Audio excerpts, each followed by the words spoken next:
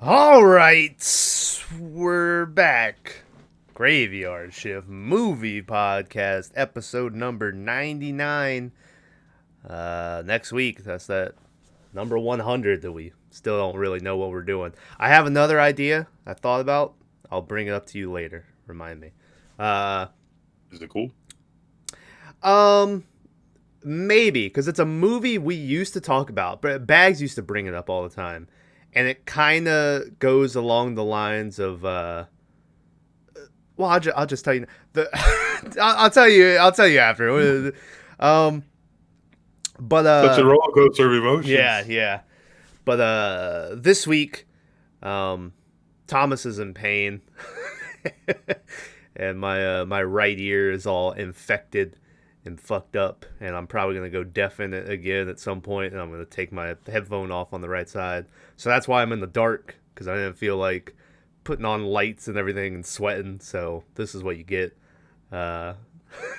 Thanks for watching. But this week we finally, Tyler, we watched the movie that we were meant to watch. What is it? 3 weeks ago? Yeah, at some point. Mm-hmm. At this point, which was See No Evil. Which, if you remember correctly, when we picked it, it was just impossible to find anywhere. So waited till we bought the Blu-ray, and it was $40. So that's pretty cool. So we finally watched it. See No Evil, obviously starring WWE, I think Hall of Famer at this point, and Mayor of Knoxville County, Tennessee, I believe is where it is. Glenn Jacobs, better known as Kane, and what is WWE's first feature film, spawned from their WWE Films studio. Production company or whatever. Yeah, it was this, and then I think The Marine came out right after it. It's all The Marine in theaters. And now they did eventually. It used to always be it was like a wrestler was the star, and then they've gone and strayed off the path, and like they just produce other movies nowadays. Like they did that Leprechaun movie, that was like a reboot. Even though Hornswoggle did play the Leprechaun, but that movie's a piece of shit. And the Leprechaun isn't like Warwick Davis's Leprechaun. He's just like a beast type thing. It's really bad. But anyway, this was their first movie. And for some reason, I seem to think it's one of their best well-received movies. That might be a weird way to say that. For some reason, I think that this is one that's looked back on as like, it was what it was. I disagree, but Yeah, I'm gonna give this movie a 3. To be fair, I'll give it the benefit is I'm in pain, and I was watching it half the time with my head turned, and ear medicine drops in my ear, and sitting there, and so maybe that had to do with somewhat of what I didn't like about it. But I also think it's because I think this movie might have the worst acting we've ever watched in a movie. It's pretty bad. I don't think there was one person that I thought was good in it. Besides maybe Kane himself. But, yeah, I don't like it very much. I'll give it a 3.5. I'll bump it up a half. Just cause I felt like I'm a considerate person. Tyler, where are you going to give this one, buddy?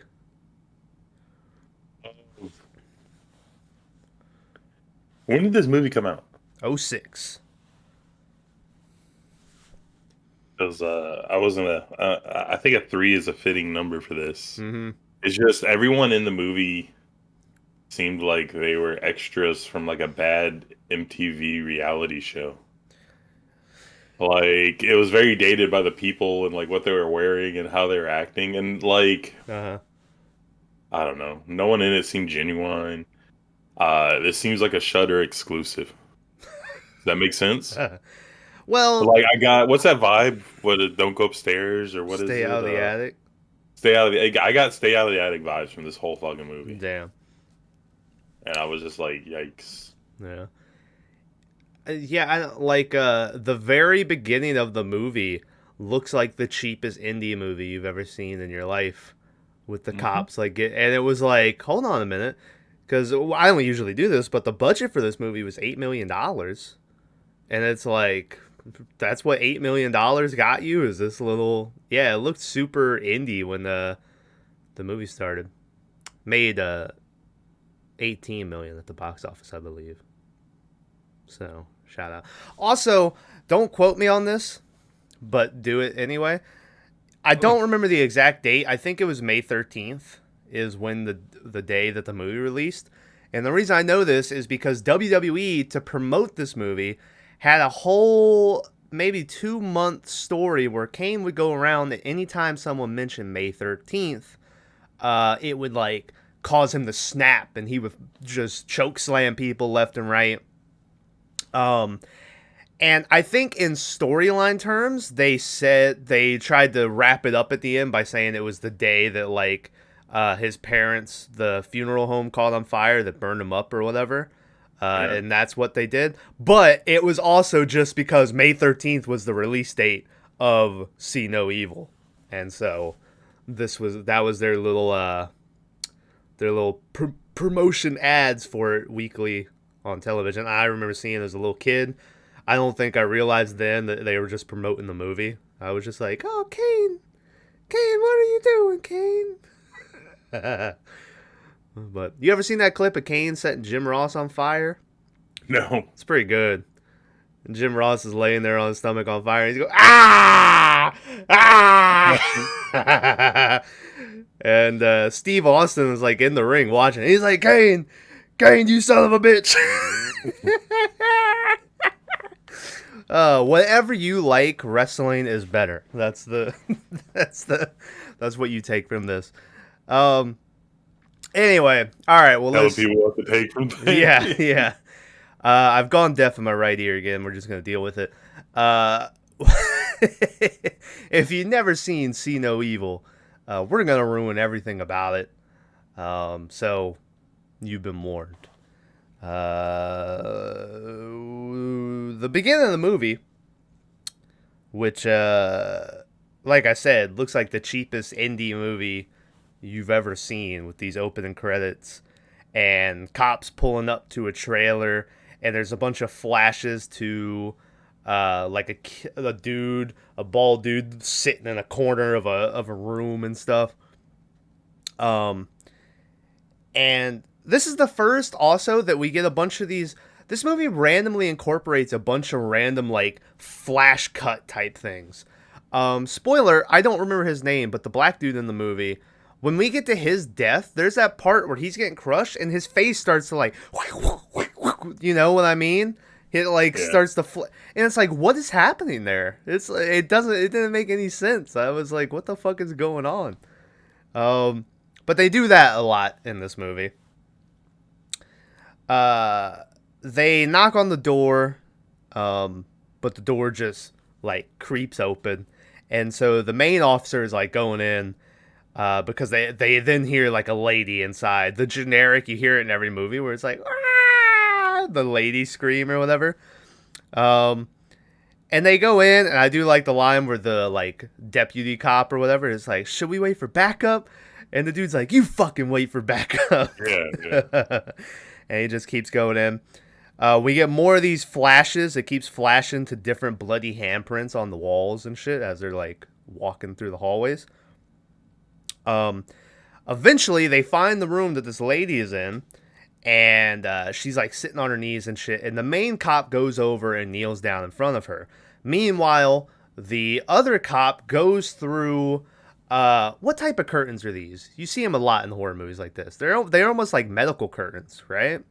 Yeah, like room dividing curtains. Yeah. And he like goes through these curtains and he's like checking out this other portion of the room. As he does that, the cop is like, the other cop with the girl is like radioing in, hey, we got a girl here. We need some backup. As he's saying this, she finally looks up at him, and we don't see it at first, but whatever he sees, he has a great delivery where he goes, oh my God. Oh my God. And then the next thing you know, Kane, in the other side of the room, jumps out and kills the cop behind the curtain with one big slash of his axe that he carries around for the whole movie. He then busts out, and before the other cop can manage to shoot him, Kane chops off his fucking hand. Or not his hand, it was like his arm from like the elbow down, yeah. And he chops his hand off. The guy falls down. He manages to get the gun with his other hand, and before Kane comes down and kills him with the axe, he fires off a shot. At first, we don't see any contact. It's just like, oh, maybe he shot him, or maybe it just scared Kane off. But regardless, he is able to get away. Now, when we get to where that guy shot him later, it doesn't make any fucking sense based off of that scene. So just keep that in mind, folks, when we get to that part. So as he's laying there, we get a bunch of close-up shots, too, of, like, his arm, like, twitching on the ground and shit. Yeah. Which was pretty cool, I guess. You better get used to it. Super CGI cut off arm. The CGI in this movie, not terrible until the very end. And then it turns into a PlayStation 2 video game. And it was truly quite something to behold. So as he's laying there starting to pass out, he looks over to the girl, and what we I assumed was going on already is she looks over and her eyes are gone. She doesn't have any eyes. And the camera keeps like getting closer to her eyes, and it's like, yeah, I get it, she doesn't have any eyes, but then the camera's like, we're going inside. And it just goes inside her eyeballs, and I was expecting, like, I don't know how I thought they were going to transition out of her eyes, but they didn't. It just kind of goes into her eyes, and then it like just cuts to outside where they're like doing a news report. Yeah, and so the one cop's dead. The girl lives. She never comes back in the movie, which I thought was kind of strange. I thought she might have played a part in it. But as we're about to see, the cop who got his arm cut off managed to survive, and it's now 4 years later. Also, underneath that house, they found like 7 other dead bodies, but that doesn't really matter. But just in case this clearly isn't his first time doing something like this. The crazy thing is, in the beginning of the movie, they show like this trailer rundown, like bad place, whatever. Yeah. But when the cops get to this house, it's like a fancy door on like the front porch of like a mansion, right? Like, well, I think I don't understand. I think maybe what that was is because those flashes we saw of like the guy in the corner, obviously when we get to it later, was like him younger. So maybe that trailer was where that stuff was happening, and this is like a different home. But at the same time, the way they filmed it, it does make it seem like they should be inside a trailer. But yeah. Yeah, so it's 4 years later, and I couldn't tell at first. I thought somehow they were going to try to convince us that they saved his arm, because he turns off his alarm clock with his left arm. And I was like, no way are they going to say they reattached it. But it's just like a prosthetic arm, and you're like, oh, okay. I don't even think it's prosthetic. I think they just have like a plastic sleeve on his regular arm. Yeah. Because he just uses it for all kinds of shit during the movie. He and does. You're just like, what? How? Okay. Yeah. And this is long before, I mean, you can get arms nowadays where you're like, no, you can move whatever you want. So he leaves he's getting ready for his day. He leaves the house, and after he leaves the house, it cuts to like, if you were making a YouTube video and you had to look up like copyright-free rap beats, it like, right. What's up? It's so generic MTV like game show sounding, right? It was like if you're watching MTV Cribs, it was like the background music they play as the guy's walking around telling you about like his cars and stuff. It's playing. And we find out this dude is now working at a prison. This also is the dumbest piece of writing I think we have. The whole scenario they have going on, where these are 4 girl prisoners and 4 male prisoners, and somehow they're allowed to get out of prison, not in prison uniform either, in completely normal street clothes. They all have like normal everyday citizen stuff, just to go clean up this old hotel, and they'll get a month off their sentence. Like, I don't. It just seems so dumb. Like they could have just went simple with it and been like, oh yeah, this is an abandoned hotel. We're just gonna like run loose for the night. It's just like hoodlums or whatever. But instead, they added like this prison aspect that just seems so unrealistic and like. Yeah, I don't know. It would have been better if it was like probation or something or anything. Yeah. Anything else. But it's not. They show them getting out of a juvenile detention center. Uh-huh. And they all have like normal clothes and like bags and shit, and you're like, what? Yeah. And I mean, the guys are literally behind the cop doing drug deals. And they're not like far away from him either. It was like, what? And it was the weirdest drug deal I've ever seen. It's like a baggie, but inside the baggie were roll joints, and I'm like, what? Yeah. That then he proceeds to smoke with his drug dealer later.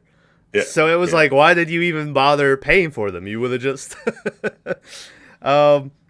This movie also makes a rare decision you see in movies where it takes each group has like their asshole. The male group has Michael, who, what was he in there for? They pop up what everyone is in here for. Possession and intent to distribute. Is that what it was? I remember one of the girls was this. Oh, the girl who was his ex-girlfriend or whatever was the same one. Yeah, so I don't think anyone's in here for like murder or some shit. Like it's all kind of like the one. The Spanish chick was in there for aggressive assault. Oh, okay, so that's about as far as you get. The blonde chick is in there for like shoplifting.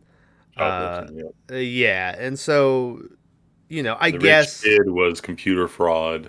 I don't know what like the pretend vegan boy was in there for. Yeah.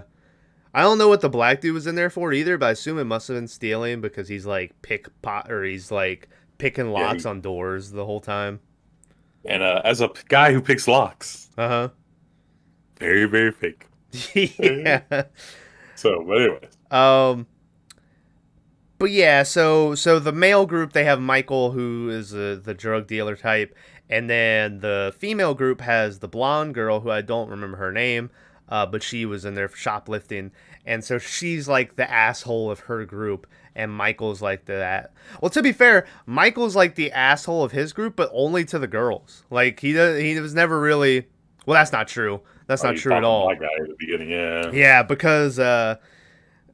Yeah, they're all getting on this bus together. They're worried. Immediately there's the female cop who's in the control of them, and then the dude with the amputated arm who's with the male cops. And they're like, all right, no boning. But then you watch this movie and they're never supervising any of these people, and it's like, well, of course they're just immediately gonna run off and go bang when I don't know how long they've been in there, but Also, it's at this point that I thought the shoplifter girl stole the female cop's like credit card, and I was like, "Where the fuck are you gonna use that at? You're in jail." Like what? But it ended up like she stole her cell phone. And cigarettes. What's up? The cigarette she has later, she says she stole from her too, and I was like, she only took one thing. Oh yeah. Right. I was like, what is okay? Yeah. So they all load up on this bus. They tell them the deal. 3 days of work and you'll get a month off your sentence and shit. They're like, make us not regret choosing you guys because we think you're the right bunch of people to let go early. 2 minutes into the drive, Michael and the black dude start fist fighting in the back of the bus. Like it's almost comically fast how fast they start fighting. This is also when we're introduced to the fact that Michael I would classify her as the main. I don't know if I would classify her as the main girl. Spanish girl is the main. Yeah. But she's kind of I wouldn't say goth chick, but she's got like some red highlights at the end of her hair, and she has tattoos and stuff. They apparently used to either date or just bone, and they sold weed or whatever together. And apparently, Michael is the reason that she's in jail because he sold her out. So there's that little tidbit. And Michael's not too nice to her from what we've seen. So they get to this hotel where they're introduced to this lady who there's something about her working at a museum, which I don't remember why they brought it up. At first, I thought that this was a museum they were in because I was kind of blanked out and I was like, oh no, this is a hotel or whatever. But she introduces them to the place and she's like, oh yeah, there was a fire here that killed, a couple people, and supposedly there's two-way mirrors in here, but I've never been able to find one, and all these hidden paths. And the whole time she's talking, I was like, well, clearly this lady's gonna be a bad person. I was like, she immediately gave off bad people vibes to me. And then when I was looking up this cast, because for some reason I thought that there was a shot of that one girl who goes off with that vegan dude to bang, where I was looking at her and I was like, oh shit, is that Elizabeth Moss chick who was in that Invisible Man movie and stuff? And then I looked and it was like not her, but as I looked that up, it had the mom, and she was in See No Evil and See No Evil 2. And I went, oh yeah, well she's definitely a bad person if she's in the sequel. Not to spoil it yet, but not sure how she's gonna be in the sequel. But I guess they kind of allude to it maybe with something, but we'll get there. So they get in there. She's like, you're gonna clean up this place, all this bullshit. She immediately sends Michael to go like mop up in the bathroom. He goes in the bathroom, opens up the toilet, sticks the mop in it like 2 times, and then just stops. And it was like, what? What's going on? And as he's doing this, Kane is like watching him from a peephole in a wall. Then I guess someone is upstairs, and I think you're supposed to think it's Kane up there, but you see Kane is still watching him, or was just watching him from the wall. So it's like, well, how is Kane up there? But like some dust is falling down, and he's like, hey, I'm trying to clean down here. So he does the next reasonable thing, which is he takes a pipe and just proceeds to start hitting the roof above him. Yeah, right? Yeah, and all this dust is falling down, and I was like, what the fuck is going on? As that's happening, the one lady with the tattoos and stuff is talking to her friend, who is like the main girl, and she's like, all right, I'm gonna escape. Immediately they get there and they're like, all right, this is our moment to escape.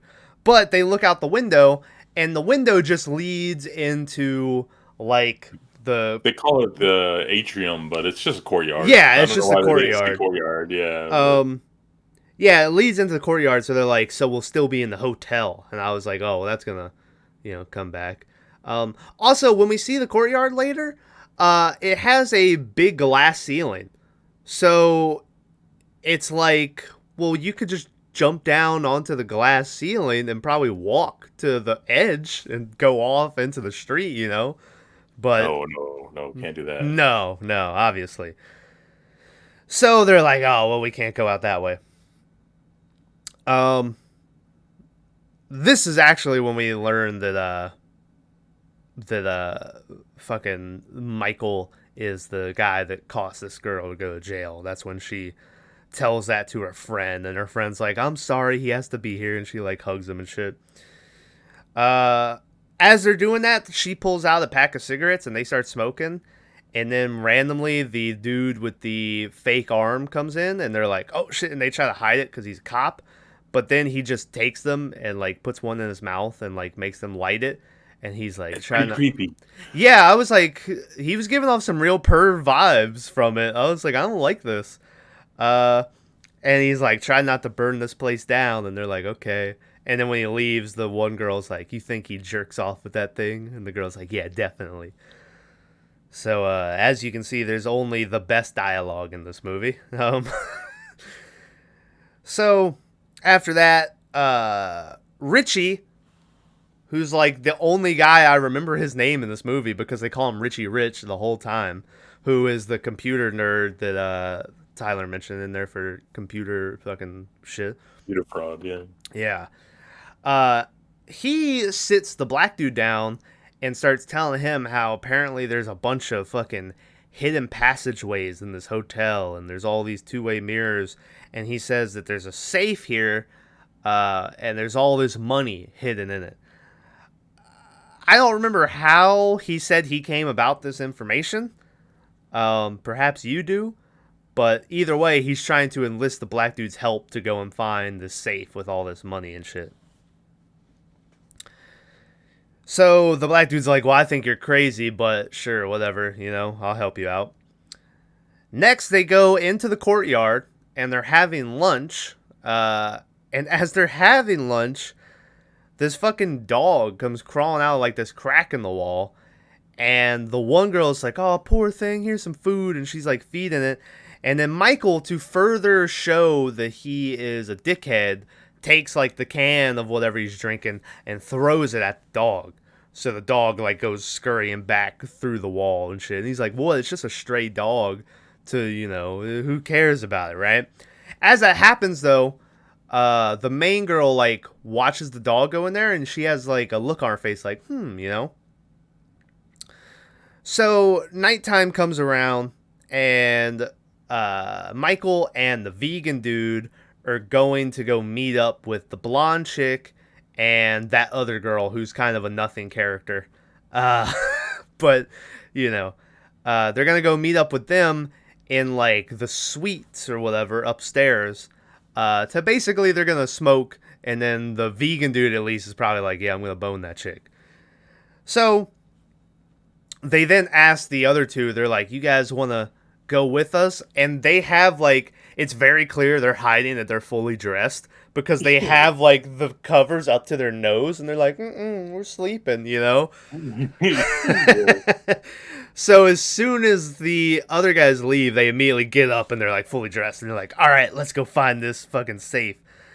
As they go to do that, we then get a classic. This would not be a mid-2000s movie without a classic strip-down scene in the bathroom while Kane is watching her from his peephole in the wall, where the girl with the tattoos and shit gets all naked, and she's getting in the shower. Also, classic mid-2000s horror thing, where there's no curtain on the shower. She's just standing in a tub with a shower head and, like, bathing, so there's nothing to, like, hide. It always seems like these horror movies, for some reason, these showers never have curtains, and it's just funny. Kane, I think he, like, steps on something and makes a noise, so she, like, looks over and sees him move away from the peephole, and so she's like, oh, you fucking perverts, As she puts a towel around her and she goes to look at the peephole, Michael, her ex, comes into the room, and she's like, I think she thinks that was him watching from the peephole or whatever. Yeah, like the whole time. Yeah, because she's like, how did you get around so fast, And he's like, what are you talking about? And so she's like, nothing, just get the fuck out of here, And he comes close to her, so she's like, I said get the fuck out of here. And she, like, slaps him in the face. So then Michael grabs her by the throat and, like, shoves her up against the wall. And he's like, you like this shit or whatever. Meanwhile, I don't know why Michael wound up here when he was going with the vegan dude and everyone else to meet up with. I don't know why he strayed off, and the vegan dude never mentions, hey, where did you go?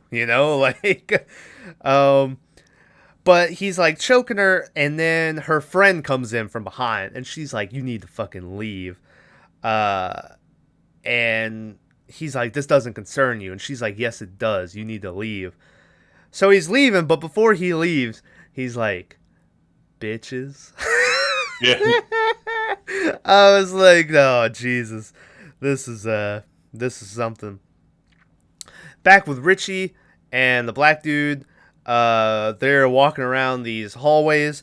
They come across a random homeless dude who they bother like checking him, even though his skin is like black and shit at this point. Yeah, he's like just very blue and stuff. Yeah, and it was dumb though because I think the black dude makes Richie check him, and then Richie's like, he's dead. And the black dude's like, yeah, no shit, Sherlock. And it's like, well, you just told him to check him. What do you mean? Yeah. But when they look further, we see that his eyeballs are gone as well. So you're like, ooh, Kane was here, you know? Also, Kane, his character name in this movie is Jacob Goodnight. They never say that in the movie, but it's in the fucking the credits. And the movie was originally going to be called The Goodnight Man, but they changed it to See No Evil. There's like rats and mice running around, and the crazy thing is, if like you die, the bugs and animals and stuff eat your eyes first. Yeah, they could have said that so they wouldn't think something was amiss. But literally a minute afterwards, Kane starts throwing out scorpion hooks. He does. He turns into Scorpion. But we're getting there. There is a line where I think Richie goes, "Oh, where the fuck are his eyes?" And that's when I wrote down, this is some of the worst acting I think we've ever seen. Like, it was, every reaction in this movie was so bad. Richie decides he's done with all this, so he just leaves. He starts running. As he's running down the hallway, the elevator opens up and Kane is here. We get our first like head-on shot of Kane. And Kane, like we said, turns into Scorpion, whips out a hook, and just throws it at Richie and hooks him into his leg and just starts pulling him. Apparently, fun fact, all the chain stuff was going to be like CGI or whatever, but apparently Kane got so good with the chain that he was able to like throw it good and shit. So it's him throwing the chain every time you see it. Obviously, I don't think he's really hooking into people's flesh, but, you know, he's throwing the chain. He is. Yeah. So he drags him over to the elevator, and then right as he gets him, he picks him up and slams him against the wall, and what I thought broke his back and was like the end of Richie. As he does that, it pans back over, and we see the black dude in the doorway, not saying anything, not helping, but he just goes, he's just watching with this face, and I was like, oh. So, that happens. Black dude runs away. He's like gonna go try to hide somewhere. Downstairs, the lady cop and the dude with the amputated arm are like sitting together talking. I think what happens here is she really is married, but she doesn't want him to know because she thinks she's gonna be able to like sleep with him. Because they're kind of flirting, and he's asking her why she has a ring on her right hand, not her left hand. You know, and he's like, what are you waiting for? You know, you need to find somebody or whatever. And when they get done, she goes and gets in the elevator. Well, they see that someone's on the elevator because the elevator was moving. So she's like, I'll go check it. And when she gets in, she takes off the ring from her right finger and puts it on her left. And she's like, what am I waiting for? You know? And so I think that she was like really married, but she was lying about her or some shit. Weird character decision there. They just kind of threw it in randomly, and it doesn't go anywhere because as soon as she gets up to the floor that the elevator stopped on originally, Kane just comes out from the side and grabs her by the throat and slams her head up into the top of the elevator, which I think probably killed her instantly, or it seemed like, or I think he slammed her a couple times, like he double taps her or whatever. And then he puts her down on the floor and he plucks out her eyeball, and then we cut away. Oh, before we cut away, you do see him dropping it in like that yellow jar. What is that shit? Yeah, I guess foul. Yeah. Sulfate? Formaldehyde? Yeah. Yeah, there you go. Yeah, that's good. So back with the tattooed chick and the main girl, the main girl tells the tattooed chick that she thinks there's a way out through that courtyard. She says that dog must have got in and got out from somewhere. So she's like, I think we should try to get through there. And then maybe I missed the conversation, Tyler, and maybe you know what happened. They then never try to go through that hole. Because the next thing they do is the tattoo chick is trying to go through like a window in the kitchen. Did I miss the scene where the girl's like, no, we aren't gonna crawl through that hole? No, because they keep trying to get to it, and then she falls. And I guess the window had bars, so they went to that kitchen window because it didn't have bars. And then shit goes wild from there. But yeah, she eats shit. She just falls down immediately. And her friend is like, what happened? She like comes back and she's like, nothing, I'm all right. Just keep Williams out of here. And so she's like, all right, you know. So before Williams even gets there, she stands up again and this other little lift opens up in the kitchen. And for some reason, she thinks it's Michael again. She's like, Michael, I told you not to come in here. But she looks, and it's big-ass Kane coming through the door. He gets out, throws the chain. It hooks into, like, her shoulder part, which I feel like would have hurt her a lot more, and I don't think she ever sells it later. Like, my shoulder. I don't think they ever mention how she got a hook in the shoulder. But he drags her over to the lift and gets her inside right as the cop and them bust in and like see her getting pulled in and being pulled up into the elevator. Williams is like, all right, I'm going to go after her. And he gets in the elevator, but her friend follows and she's like, well, I'm coming with you. We're going to get her. So, as the elevator starts moving, he notices that there's blood on her arm, and he's like, oh, you alright? What happened to you? And she's like, what? Nothing happened to me. And then she's like more blood starts being there, and she's like, what the fuck? And they look up, and they see, like, the bloody imprint from where the female cop got her head bashed in and shit. And so, the girl immediately starts screaming, and she's like, what the fuck is going on? And, yeah, so that happens. Back with the black dude. He's running away, trying to find a door that he can get into a room and hide. He gets frustrated and punches a hole in the wall, and then a bunch of roaches come crawling out. Just cause. For no reason, Then he starts to hear big-ass heavy footprints, and he's like, oh, no, you know.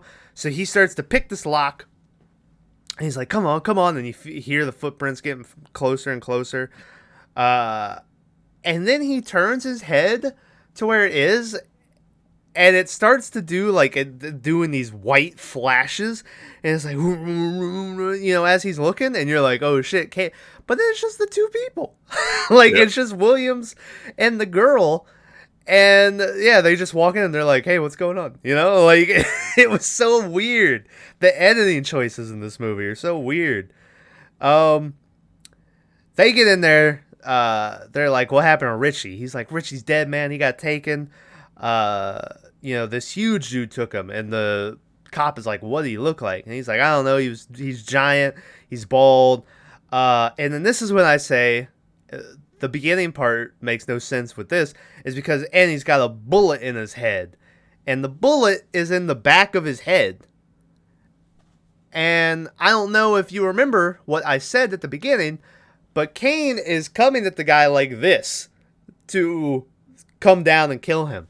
So how did the guy laying down shoot him and the bullet go around and hit him in the back of the head? My theory is that he had his mouth open yelling, and the bullet went through his mouth. And out. Yeah, that's my theory. It's the only one that makes sense. Yeah, you know what? I think you put more thought into that theory than they did when they wrote the part about the bullet in the back of the head.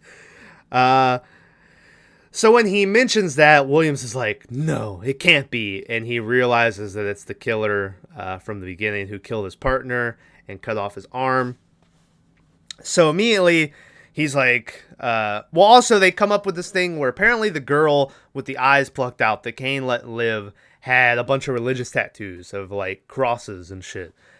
The girl that he just took also has a bunch of cross tattoos and everything. So the guy's like, maybe he has something about people with religious tattoos or whatever. So he's like, listen, he let her live, but obviously her eyes got ripped out. So we got to find her before any of that happens. So he's like, you guys got to get out of here. I'll go find her. Don't worry, you know? And they're like, no, we're coming with. And he's like, no, just get out of here. I got this. And he turns down the hallway and then immediately just gets a hook through the jaw and gets pulled up into the ceiling. And you hear a bunch of gunshots. I do enjoy the line where the black dude's like, do you think you got him? And it was like, I don't think he got him. And then Kane drops the body back down, and Williams, the cop, is dead. How does a hook in the jaw kill you? I don't know. Like, I think we've watched movies where people have gotten, like, stabbed through the jaw and, like, lived. Maybe Kane did something to him up there when he pulled him up, you know? He falls back down. He's perfectly fine. Like, you see him. There's no bruises or wounds or nothing. I don't know. He has his eyes still. Yeah. I'm conflicted about this kill because one part of me thinks it's cool that they throw in like the guy that you think is going to be the, you know, main person dying in the beginning of the movie. Yeah, and you're like, oh shit, you know. And I think that's why they did it, to throw in that aspect of like anything could happen because we just killed like, I mean, he was the guy at the beginning of the movie. They gave him the whole backstory with, you know. So on that front, I'm like, you know, all right. But at the same time, like, I did not care about any of these people. And it even gets worse because what we'll get to, spoiler, is this movie makes a decision that I don't know if at least for a long time, I don't know if I've seen a movie do this, where it takes all the characters that are somewhat good and, you know, are nice enough or whatever, and kills them immediately to a point where literally almost the only two people that are left are Michael, the guy who threw a can at a stray dog and is choking his girlfriend and everything, and the blonde chick who just insults everybody and is stealing shit all the time. And at one point, those are literally... at one point, I thought they were the last two characters alive. Because the black dude and the main girl kind of disappear from this movie for like 15, 20 minutes. And they're just holed up in that hotel room. Yeah, and I don't think I've ever... Like, usually in these movies, those two characters are the first ones to go. Because everyone's like, yeah, you know? But no, they like... At one point, they're like the only two people left. And was very unique decision on their part, I guess. Also, when I looked up this movie, third billing was Vince McMahon. And I was like, I'm going to fucking shit myself if I see Vince McMahon pop up in this movie. But I think it's just because he was the producer and everything. So I think that's why they had him listed there. But I thought maybe he's one of the homeless guys. Because randomly, they find that one homeless guy, and then later on in the movie, they get on on one of the halls, and there's just homeless people dead everywhere. So Williams is dead. Those two run back in the hotel room. I'm gonna fart real fast. I did it. Thanks for including that. This is what this podcast has become. Sitting in the dark, farting. Oh! God damn. Jesus. Rich, the black dude and the main chick go and they hide in the room. We finally go back to Michael and the vegan dude and the blonde chick and them who are up in like this pent suite, and they immediately start. It's the dumbest. It's like totally mid 2000s where they're passing around weed like it's the hardest drug known to man, because everyone's getting there like, ooh, you know, and he's like, careful, don't suck it all down at once, and they're like, oh, you know, and it's like, yeah, back when it was like, oh man, this is some real taboo shit. So they're smoking. Kane once again is watching them through. He's watching them through a two-way mirror, which I don't know if this was the first time they finally threw in the two-way mirror thing where you see it happening. As he's watching them, you see behind him that the girl with the tattoos is like got her mouth all what is it? Stuffed? That sounds bad. Act. Yeah, she's got like the rag in her mouth so she can't talk, and she's hanging on a hook with her arms tied up and shit. So Kane is watching them as they're smoking. The vegan dude and the one girl eventually get up and they're like gonna go bone. So Kane like picks up the girl that he has tied up and is going back to like his room, and he just like slams. Oh, I punched my mic. He just slams her head like on the wall on accident, I think. But still, either way, she gets knocked out. She gets knocked out, wakes back up, and now she's in like Kane's home base that he has all these cages, and there's a bunch of dollars that are stapled to the wall for some reason. $100 bills. Yeah, that I didn't notice it, but then things I was reading, if you go back and look, all the eyes on the dollars were ripped out. And when she looks over, we see the cop lady laying on the floor dead, and we also see Richie, who's tied up, and he is still alive. And it was like, oh, okay. This is Richie's alive. That's cool. Yeah, Richie's alive. Everything's gonna be all right.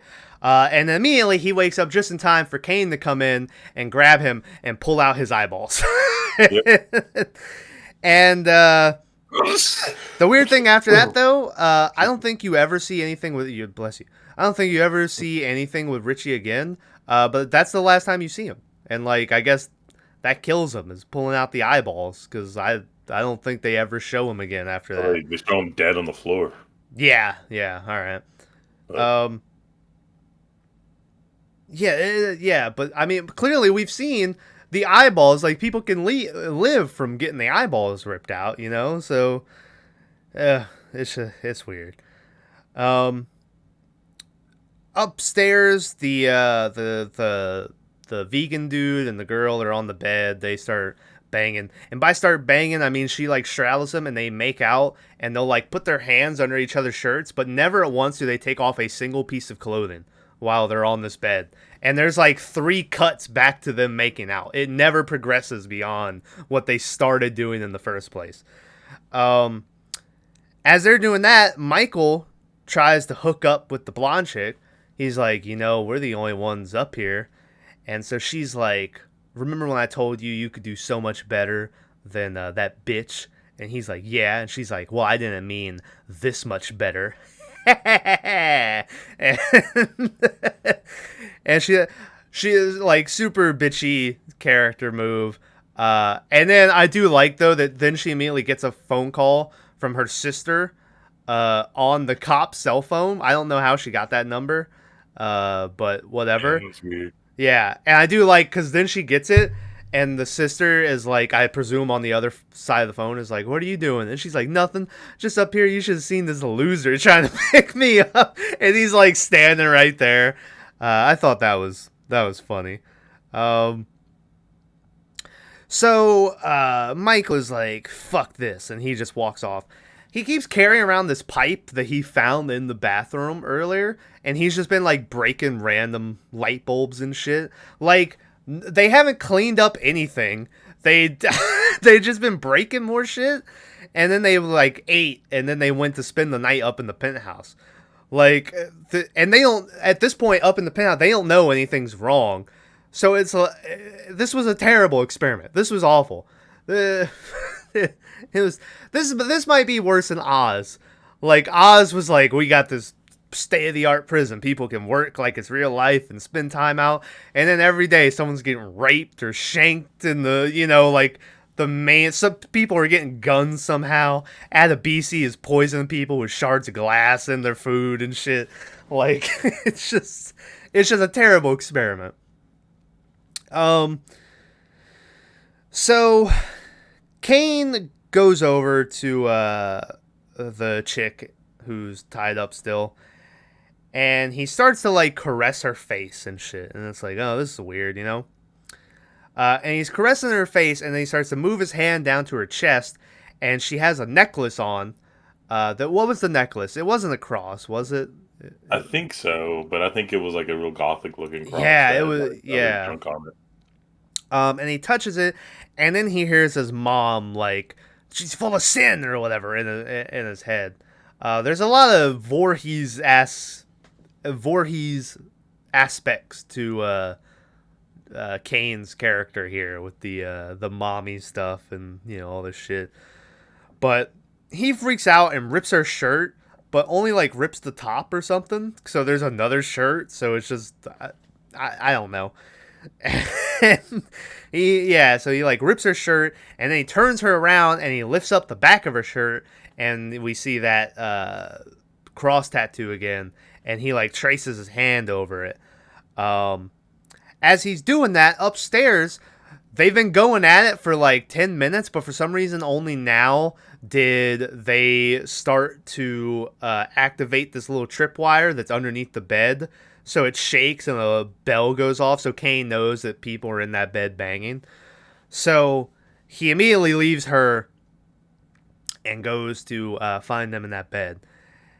As the girl is like making out with the vegan dude, she like stops for a second and she looks over at the mirror and she's like, something's up with that mirror, And so the dude goes over there and he literally stands there for like a second and then he goes, oh, you know what? You're right. This is a two-way mirror. Like, just instantly. He didn't do any tests. He just looked at it, So he says it's a two-way mirror, and then somehow, like, I guess the mirror just turns off or something. Because then... So, what's up? If a two-way mirror has a light behind it, a bright light, it'll fail to function. Yeah. And then somehow in this place it has no bright lights at all. He decided that now would be a time for this bright light to turn on behind it to illuminate Kane. Yeah. Oh, he's standing there. So he busts out. And my favorite part of the movie happens here is because they go running away from Kane and he goes chasing after him. And then it pans down and you see a little rat running away too. Yeah. I laughed so hard at that little rat running away. That's my favorite part of the movie. So they go running away. They get into like this hardware closet or some shit. And the vegan dude finds like this big, long fire hose. Yeah. And he ties it around her waist. And he's like, all right, I'm going to lower you down. You can get out of here. And she's like, what about you? And he's like, don't worry about it. You'll be fine. So he ties her around her waist, starts to lower her down. But then when she gets to about the halfway point, she stops. And she's like, hey, what's going on, And then she starts to get pulled back up. And she's like, what's good? And then she looks, and Kane is like pulling her up and shit. Very little strokes, too. He's yeah. Like, yeah. I don't understand why he's pulling her up so slowly and smallly. Yeah. Because Kane is like 7 feet tall, so his arms are 7 feet long. Yeah. So he could take long old, yeah. But he's doing this little hand over hand thing, and I didn't understand. I don't know. So he pulls her up, but as she gets up to the window, she tries to start fighting him back, and she manages to like slip out of the hose from her waist and fall, but it ties up around her ankle. So now she's like dangling or whatever, and she starts going, let me down, and I was like, what was it The Dark Knight where Joker is like holding that lady and Batman is maybe like, let her go, and he's like, oh, that's a really poor choice of words, he like drops her. Is that the movie that happened in? That's all I think about anytime someone's holding. I guess I don't know. That's some movie where that he's like, that's a poor choice of words, and I think it might be Dark Knight. I think it might be like that chick who was dating Harvey that Batman also was trying to bone. Yeah, they were named Nicole, Catherine, something. I don't remember. Yeah. Or no, he was boner her in that first movie, and then I think she ended up being like the only guy that knew he was Batman. Like he told her, and then like they just like went their separate ways or something. And then she was dating Harvey in the next movie. And as we know, nothing bad happened to her or Harvey. They lived happily ever after. So Kane, I thought it was dumb though, because she's like, let me down. And Kane like gets a smile on her face. But then he just like does a couple where he just lowers her like halfway, and then he lets her go. And I was like, why not just drop her from the top? Yeah, from the get go. Yeah. Yeah. I don't know. It was weird. That's weird, and it's also weird that then she proceeds to fall all the way, bust through the glass ceiling of the courtyard, and all it does is break her wrist when she hits the wall, because I guess the fire hose stops her. I'm sure, by the way, that her ankle is shattered. Like, I mean, if you're... Yeah. Yeah. She's all messed up. Yeah, but she has her hand down so her wrist, like, snaps and her bone sticking out of her arm and shit. And so she's sitting there and she's like, you know. And then, next thing you know, well, first you see Kane up there picking the eyeballs out of that dude who's dead on the ground. He has like a gash in his head or whatever. And then we go back to the lady sitting there, and out of that crack in the wall comes that dog that, you know, what's even more fucked up is I think she might have been the one that was feeding it earlier. She was, yeah. She was. And it comes over to her and then like licks her blood that's on the ground. And then he like looks at her and he's like, "Arr." And then it just comedically, a whole clown car of dogs comes running out of that hole, and they all just start eating her. And so that's how that lady dies. Dropped out of a hotel window, broke her wrist by bracing, and then was eaten alive by stray dogs who live in the wall. I guess they wanted like a different kind of kill. I don't know. I thought it was going to be like, you know, in Until Dawn, the game, how there's that wolf that like you can befriend when you're playing as that one character if you don't like kick him when he jump scares you or whatever. Yeah. And then later he'll like come back and save you from like some what were those things called in that game? Wendigos, yeah. I thought maybe the dog was going to come back later and be like, you know, and like sacrifice himself for somebody. Or for that girl or whatever. But instead, no, he ate her. It was the complete opposite. So after that is when I wrote down, now the only two left are the worst people in the whole group. Because now we just have the Michael and the blonde chick who they're upstairs and they're like starting to get onto the elevator. And then the girl's like, oh, it stinks up here and there's flies and shit.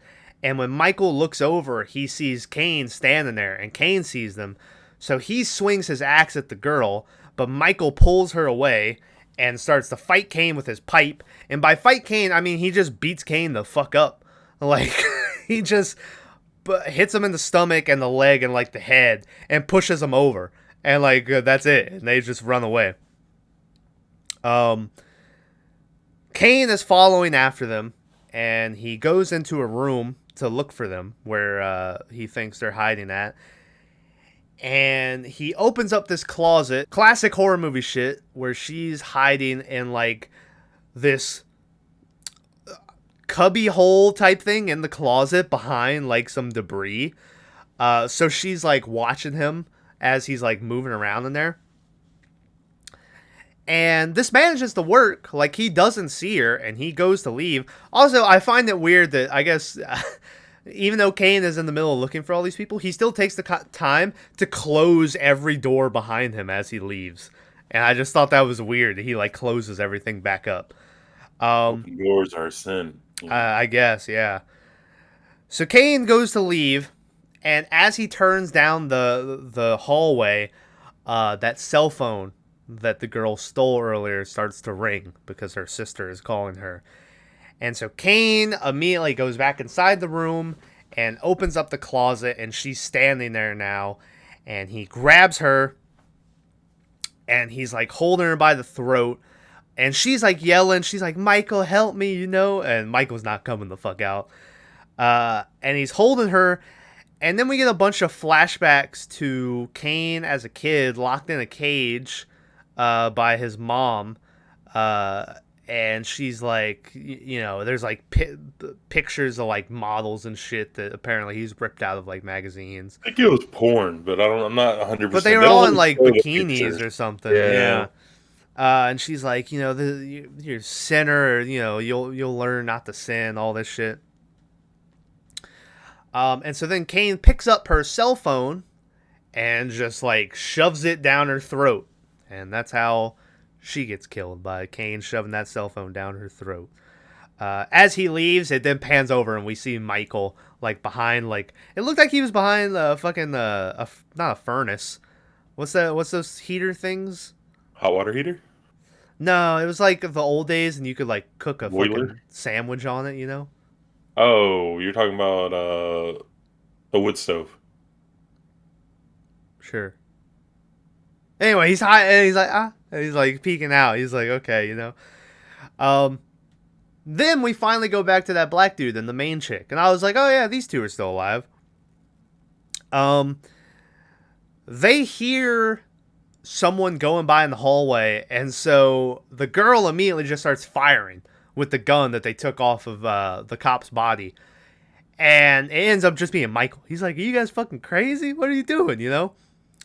So they meet up with Michael. Don't know how Michael wound up on the same floor with them so fast, but The whole thing plays loose and fast with this what floor people are on. Yeah, because they all end up in the penthouse somehow, but no one went to the penthouse except for the first group. I don't know.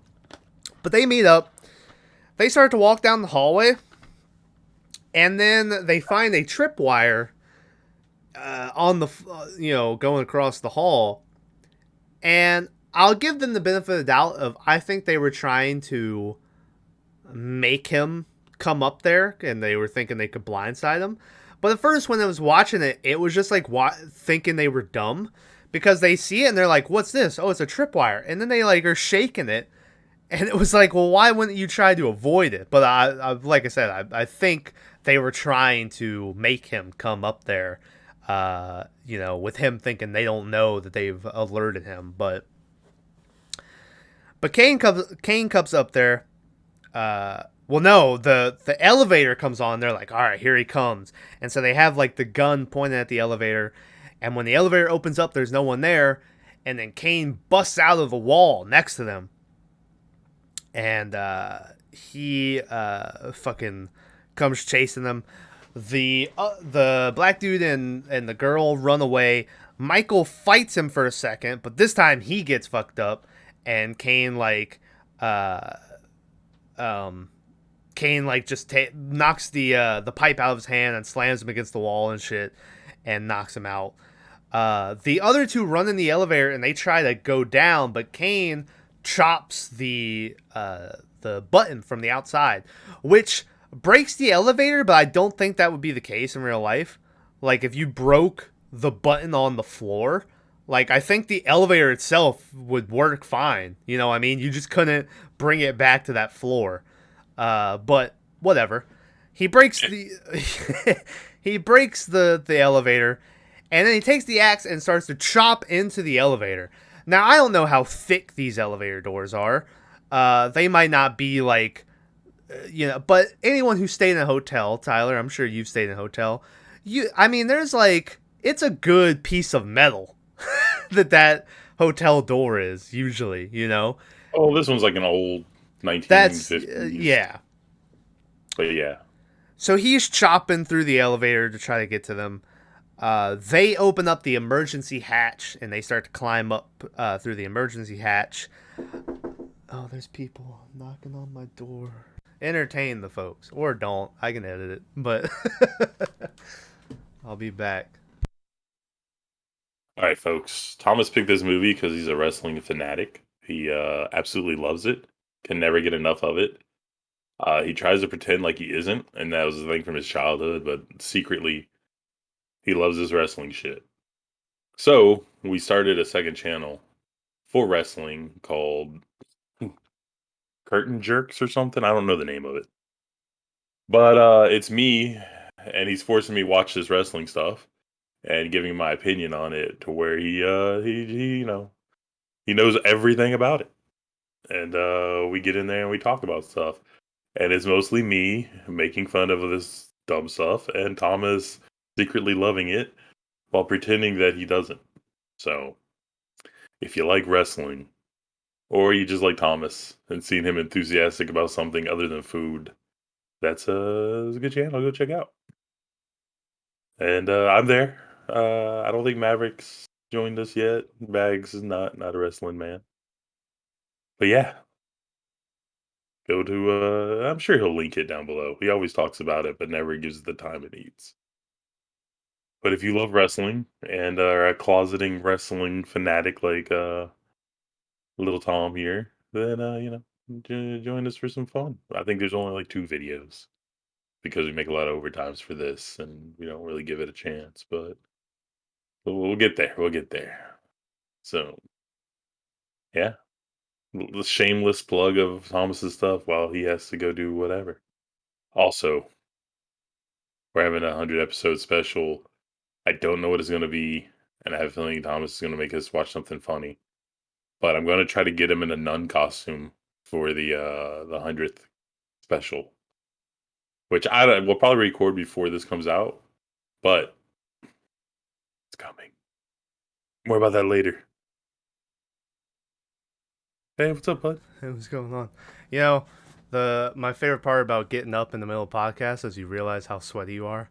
And like my ass and my back of my shirt are just like drenched in fucking sweat. I was talking to the people while you were Yeah, I came back. I heard you saying something coming out and shit. Yeah. Oh, I was talking about the 100 cast special and how it'll probably be filmed before this even came out. Will. But I'm not sure. Yeah. No. Probably not. I don't know.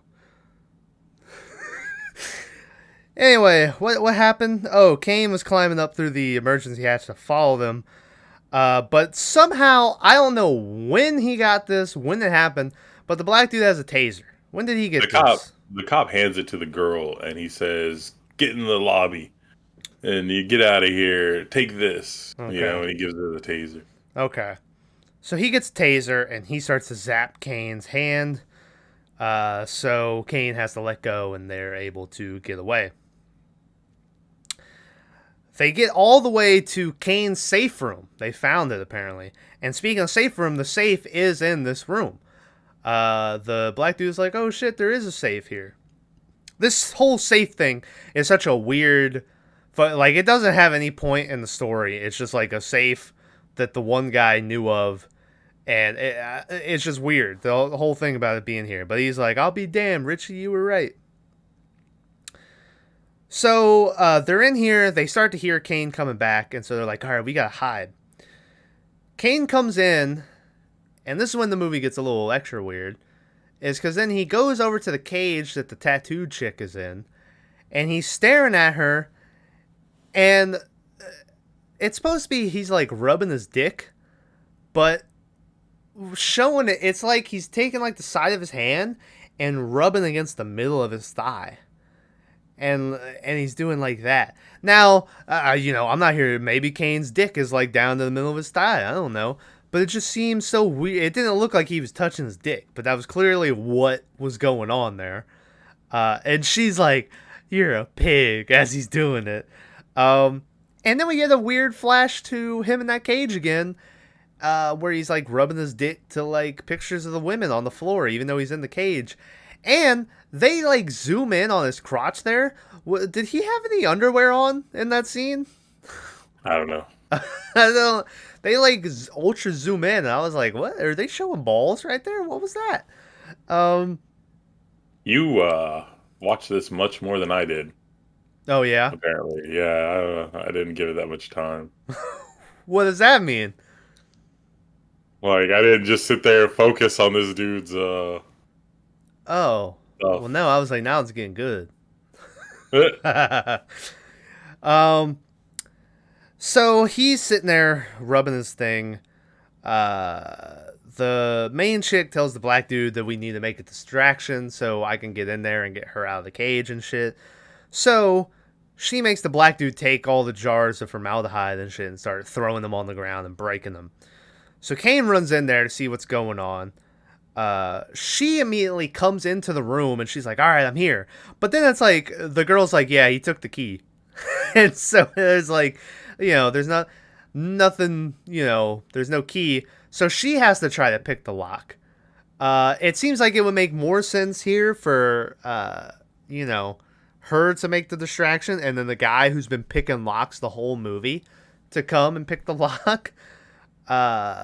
But, whatever. So she's trying to break her out of the cage. Meanwhile, the black dude is hiding behind the safe from Kane. But Kane, like, almost immediately knows where he is. So he goes over there to attack the dude. And once again, the guy busts out the taser and tries to tase Kane. But Kane manages to get the taser this time and zaps the dude in the neck a bunch. And so he's like, he's getting zapped in the neck. Have you ever been tased? No. I would. If there was a taser around, would yeah. You tase yourself for the video? Yeah. For the 100 special? Yeah. Can we order it on Amazon when we get done with this? If you buy me a taser, I'll tase myself. You could buy the taser. The taser's cheap. I don't buy the taser. It is cheap. Yeah. Taser, I'll tase myself. I have pepper spray here. Will you tase yourself and then pepper spray yourself? I will not do the pepper spray. I'm afraid of the pepper spray. You'll be fine. But a taser is like, for the 100th special, and your mom can carry it with her because she needs it, for self-defense. You'll be good. So for the 100th special, you could tase yourself. Is that good? Steve-O special? I don't know. So yeah, he tases him in the neck, and then Kane. That wasn't an answer, but okay. Kane just takes the safe and pushes him against the wall and like crushes him. And goddamn, when did it get so dark? That's what it was. It was a little lighter. Oh, I guess it is getting later in the day, but still. Not that late. Yeah, now I got this little campfire going on, a little red face. So he crushes him behind the safe, and this is when I say the dude, his face starts like doing a bunch of weird flashes. It's a really weird death. But that's it. He's dead. So the black dude's dead. Right as the main chick is getting the tattoo chick out of the cage, the old lady from the beginning walks in with a gun. And they're like, oh, thank God, And I was like, no, this lady's clearly bad. And, of course, when Kane comes running in, the big reveal, she's like, why haven't you killed them already? And it turns out that she's the mom who's been in all these flashes, and she's the one behind all this, and she's kind of brainwashed Kane into this world of sinners, and, they killed all the homeless people to clean this place up, and, all this shit. They never really go into a good way of explaining why Kane didn't kill the girls with the tattoos. Or why the mom never made Kane kill that girl with the tattoos, because she tries to make him kill this one, and Kane, this is the first time where he starts to fight back, where he's like, he's shaking his head no. And so finally she's like, fine, I'll do it. And she takes the gun and points it at the girl and goes to shoot her, but Kane stops her and rips the gun away from her. And he grabs her hands and forces her to her knees. And the mom's yelling at him, and she's like, think of, the sin they've committed, and you need to open your eyes, and, all this shit. And we get a bunch of flashbacks again to in earlier, him sitting in the corner. Turns out he's sitting in the corner of maybe another hotel room where the mom has a girl tied up on the bed. That then she rips out the girl's eyeballs and shows him the Kane, and she's like, look at him, see what's inside of her. And all these flashes of her being super mean to him. And finally he stops and he helps her to her feet, and he goes, I see. And this is the first time he's talked in the whole, well, that's not true, because as he was freaking out, he was going, no, but he's like, I see. And that's the first real line he has. And then He takes her and just throws her to the wall where there's randomly 3 spikes sticking out of the wall. And she goes face first and sticks into the wall. And Kane kills her. I'm not sure why those spikes were there. But that might be the best death of the movie. Or at least to me, it looked the best. I think the best. Well, okay, well, yeah, it might look the best, but the cop in the very beginning, I think, is the best death. Yeah, but you didn't really see him get like axed to death. Yeah, that's what I'm saying. Yeah, like it was gruesome sounding, and yeah. I was like, yeah, it started the movie off so well, and everything else, Yeah. So Kane kills the mom. That's why I said I'm not sure how she'll be in See No Evil 2, but I guess there's always flashbacks and shit, and Kane grabs the tattooed chick and like takes her with him. And I didn't mention it before, but when they were going into the house at the beginning of the movie, it was playing like this religious kids song in the background or whatever. And now that same kid song is playing here. And when the main chick follows them, she comes in and Kane is like in a trance where he's just like rocking back and forth, and he has his arm wrapped around the girl, so the tattoo chick can't get out. So instead of her because Kane is a big target, it's kind of hard to miss. Instead of her just standing where she was and immediately just like pow pow pow pow pow, she gets all the way and puts the gun straight up to his head. His eye even, yeah. And I was like, you're fucking dumb. But altogether, it doesn't really matter because she pulls the trigger and the gun's empty. So it clicks, and there is a cool effect where Kane, who his pupil's all big, it like shrinks back down when that happens, and he wakes up and he starts to attack them. He then grabs them both by the throat, and I thought we were going to get a double choke slam, and he was finally going to... He never does the choke slam throughout this whole movie. Which I thought was... Because for a while there, early WWE movies, they always did, like, their professional wrestling move. John Cena does, like, his move in the Marine. The Rock, I think, in the Scorpion King does the Rock Bottom. It's either the Scorpion King or Walking Tall. He does it. It's one of those. But both, I think. Maybe, yeah. And nowadays he doesn't even acknowledge wrestling really. So, but Kane doesn't do the choke slam. I was surprised. So he throws the main girl to the ground, and he still has the tattoo chick. And I think he's finally going to pull out her eyes when Michael comes back out of nowhere. And where was he? Just hiding still from I don't know if he was still knocked out from when Kane beat him up when they got in the elevator to leave up on the penthouse floor or what, but that's the last time you saw him was when Kane like threw him against the wall. And so Michael comes back and he grabs Kane's axe and swings it into his leg, and then and so Kane's like, "Oh shit." So the girls immediately run out of the room. And Michael, before he leaves, takes the pipe and turns it to the end and stabs Kane in the back of the head where that bullet wound opens up and a bunch of maggots and shit pour out of his head. Which is just weird because you're like, how are you alive? Yeah. But, it's whatever. I'll take some maggots out of the head at this point. I'm fine with it. Kane stumbles after them into a hotel room where basically they just jump him as soon as he gets in there, and they beat the shit out of him, and eventually the main chick pushes him out of the window with a chair. And they kind of start to celebrate, but then they realize that Kane is still hanging there because there's like these spikes sticking up on the windowsill, so his one hand is like stuck in the spike. And he's I have to rewatch it. You might. I know you're gonna do clips and everything. Yeah. Doesn't he go out of the window backwards? Yeah, because they hit him like that, and he's go, ah! So how... He flipped really fast. He did like the Sonic, he curled up and spun around. But I thought you meant like Sonic, like Tails grabbed him and flew him back up. Like, oh, yeah. Yeah.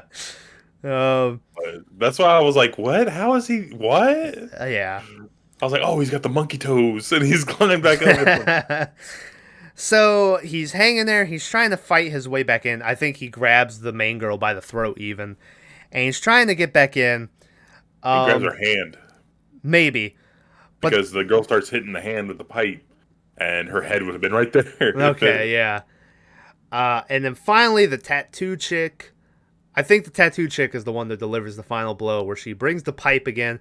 This pipe is the main character of the movie. It has survived since that dude found it in the bathroom, and it has been everywhere since. It has been their main weapon against this guy. She takes the pipe and shoves it into his eyeball. And this is when I say the movie turns into a PS2 era game, and it's just straight CGI Kane falling down. And as he turns, like the pipe sticking in his eye, like is hitting the windowsills as he's falling down.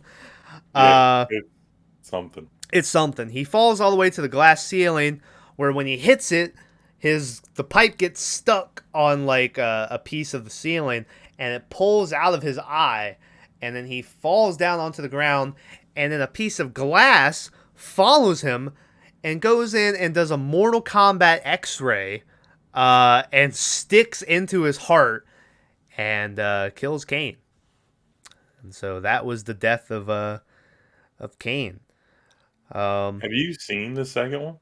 I haven't. For some reason, I thought that how he died in this movie was like his, and this might be. I think the second one he uses like one of them car saws, you know. Yeah. And I could have sworn they like chopped him in the face. That's how I thought this one ended. Because in the next movie, I know that he has like this metal thing around his head, like keeping his head intact or something. So yeah, I'm not sure. Maybe the next one is how he gets killed like that, but I don't think I ever watched the second one. Because I could have sworn I had always seen the ending of this one, but never watched it. But I didn't recognize the ending, like him falling out of this hotel room. So That's my question: is how is there a second one? I don't know. I think even though this movie was shit, I think we kind of need to watch the second one. Yeah. So Kane's dead. So keep in mind the three people that lived are the tattoo chick and the main chick, who they were all right throughout the movie. And then Michael, the biggest piece of shit. Like, I think it was supposed to be kind of like a redemption story, but he never redeemed himself. He like there was never like throughout the movie he would get like more sympathetic or whatever.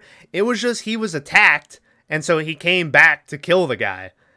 And like he's still like a giant asshole.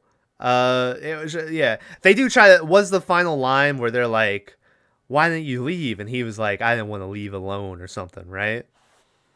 I don't know. It was Something along those lines. so bad that I was like, okay, do I need to watch these credits now to Well, see if there's an after? You know?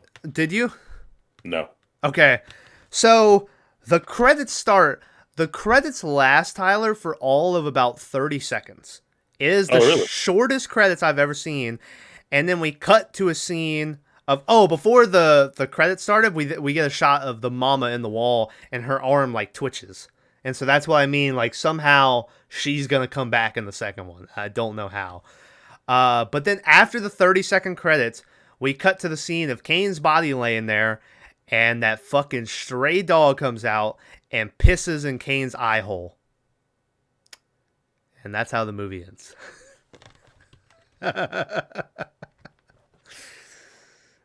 Do you wish you would have stuck around the 30 seconds to see it? Maybe a little. But, yeah, so he pisses in the eye hole and then he goes running off, and that's the end of the movie. Like I said earlier, budget was $8 million, and then it made $18 million at the box office. It's a fun little slasher film, right? Like, I expect so much more because we watched so much of this. So maybe if we hadn't watched, like, I don't know, maybe if we weren't us, it would be better. Well, yeah, keep in mind, I was in a lot of pain watching this movie. So there was that. There's also, like I said, the acting is really bad. Like, I don't think like, even Williamson, the cop, was bad. Like, I don't know if anyone was good. Kane was alright, but he didn't have any lines. He was just the bumbling, big, hulking villain, except for the I see or whatever, and then he, like, throws her. Yeah. I don't know. I guess, maybe the main chick was alright. And then Michael was pretty good, I would say. Obviously his character's like an asshole, but I think he played that asshole character well. But yeah, if the deaths, I think most of the deaths left something to be desired. It was mostly him, like, hitting people down, and then he would pluck out their eye, and then that would be the last you see of it. The only people who really get on-screen deaths are Kane himself, the fucking, the chick, the blonde chick, and that girl who he gets dropped through the ceiling. Like, even Williamson gets pulled through the roof. You don't really see how he gets killed. And then that vegan dude is just off screen, and you see him with his head gashed open. And, yeah, a lot of off-screen death happened in this movie.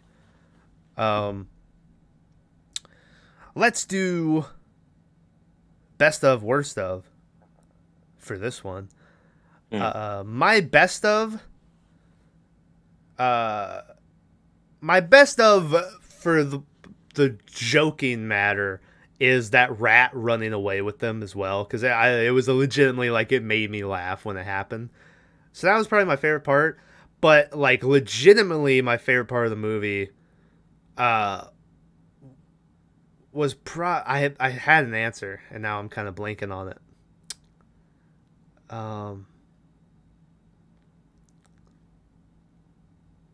Fuck, I can't think of it. All right, I just won't give it. That rat running away was my favorite part of the movie. My least favorite is just, I'll go with the whole fucking setup for this movie with this jail experiment, and it just made, they didn't need it. They could have just been like, oh yeah, these are some hoodlums, and they wanted, like, they had that whole the character thing with the tattoo chick and Michael, like, having their whole history and the animosity between them, and they're only in, like, 3 scenes together, and then they're split apart for the rest of the movie. Like, that animosity never plays a role in the movie. Well, there's a weird part where he's like, it can't be him. And I was like, what? Yeah. Well, Yeah. he goes like, what? Just because it was a guy who was big and bald? Okay. Yeah. So I'll go with that. Those are my best of and worst of. Tyler, what's your best of, worst of for this one? Oh, fuck, man. I know this was coming, and I still didn't have a best of, worst of. I don't know. The fact that this guy, the worst of, is just how susceptible to damage Kane was. Yeah. Like, if you could bust through a wall, but then, like, a little pipe shot, you're like, ah. You know? I mean, at one time it was an axe in the knee, the back of the knee, but... Yeah, that's probably pretty painful. Yeah, but everything else is like, if you can break through a wall, then you're probably good. As far as favorite goes, man, there wasn't any parts of this where I was like, that's cool. Actually, no. You know what my worst part, my least favorite part of this whole movie was? What's that? He kills the woman prison guard. Yeah. And she gets stuck in the elevator door. So then he picks her up and he moves her. And she's still halfway sticking out of the door. And I was like, yeah. Why? You didn't do anything with this. You didn't accomplish what you were trying to do. There's a thing in that beginning where when he busts Richie against the wall and he's pulling him into the elevator, when the black dude's watching, there's this shot of Richie with his leg getting hit in the door, and then right after that, the woman thing happened, and, like, her arm was in the door, and then he moves her, and her head's in the door, and it was like, I was like, eventually there must be a kill coming where he's gonna, like, squish somebody with the doors, but no, that was just, it was 2 random back to back where people were getting sandwiched by the doors. But I have another contender for worst scene All in the right. movie. There's a part where he can randomly smell the black guy. Yeah. Yeah. He's hiding behind the safe, and Kane's like, Yeah. he's making sniffing thing, and then Yeah. he just finds the guy, and I was like, was this a thing? Yeah. Like, I don't understand Uh-huh. what is going on. Yeah. Um, and as far as favorite scene in the movie, man, it's just I guess when he eats his mom across the That's room. when I was saying there was a legitimate part and I couldn't think of it. That's what it was when the mom, because I think that was the best looking kill of the movie. It looked good, like when they show it going into her face from the side. Like it was a good looking kill. That was my favorite one of the movie. So, and there's another scene that I thought was cool, but it was cool for a different reason. Mm-hmm. But like the girl had the cell phone, and then when Kane picks it up, you see how monstrously huge he is. Yeah. 'Cause the phone is like tiny in his hand. It was almost like an Andre the Giant type scene. Uh-huh. And I was like, oh shit, I was like, you could actually, kind of tell how big this guy is in comparison. But it's not like movie magic.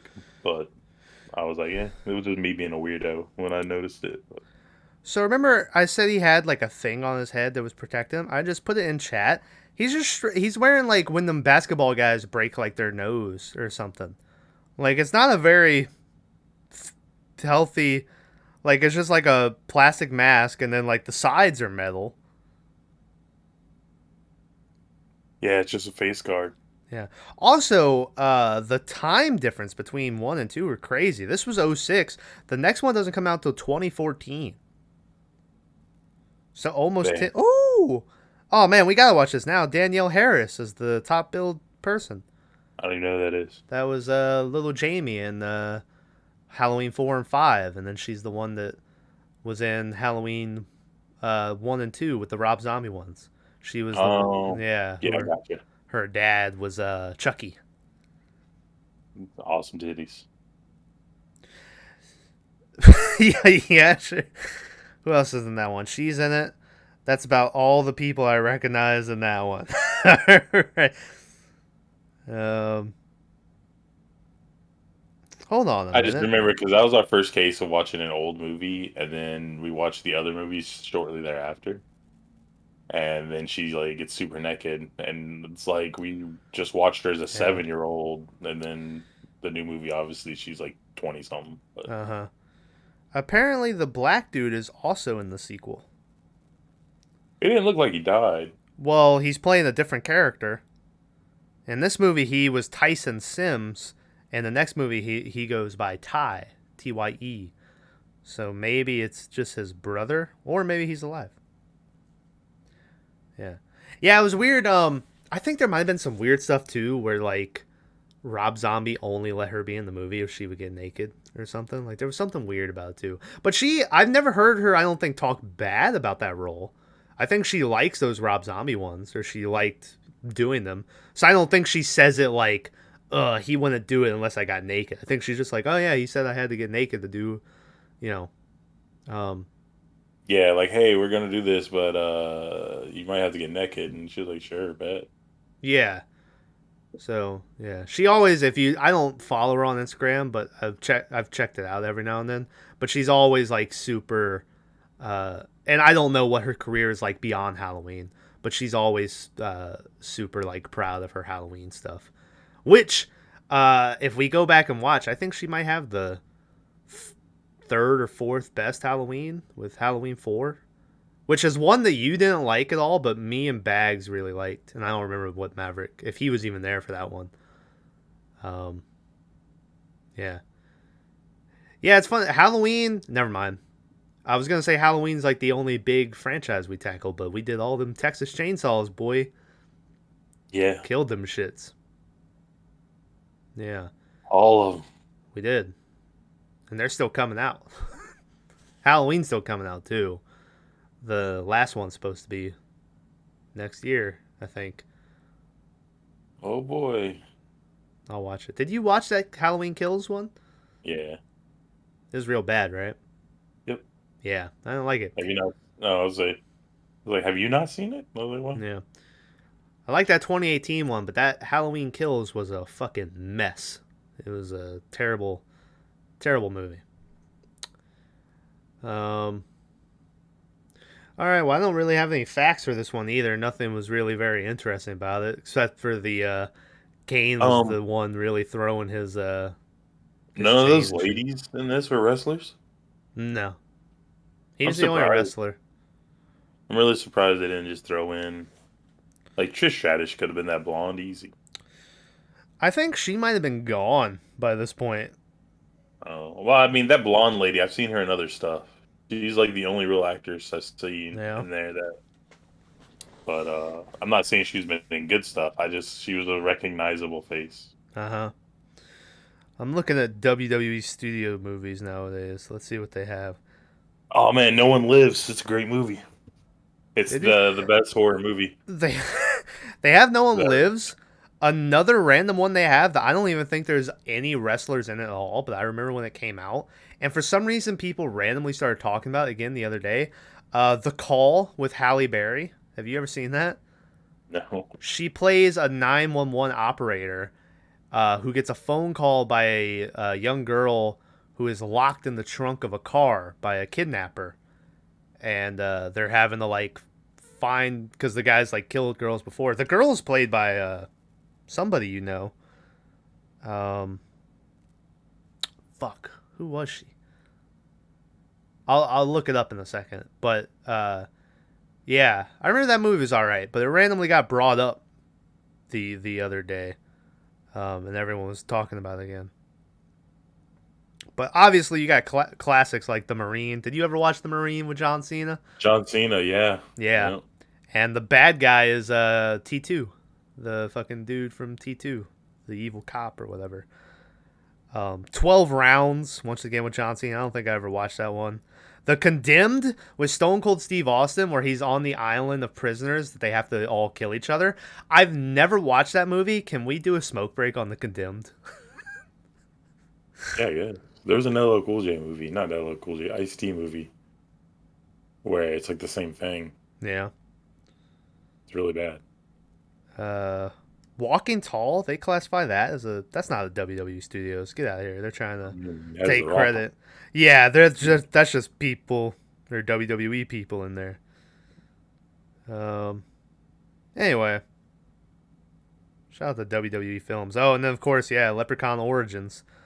That's the one I told you about. That's a terrible fucking movie.